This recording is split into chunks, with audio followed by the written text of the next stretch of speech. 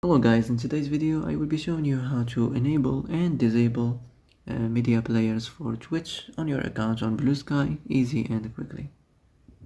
So first of all, enter the Bluesky application and then click on these three lines up here. Now go to the settings. Here you will find content and media, click on it. Then go to the external media and here you will find Twitch, so just click on it like this to enable it or disable it. So that's how to enable or disable media players for Twitch, easy and quickly.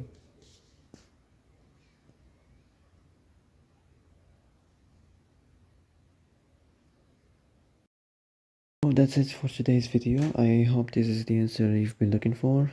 If you like this video, don't forget to like and subscribe. And that's it.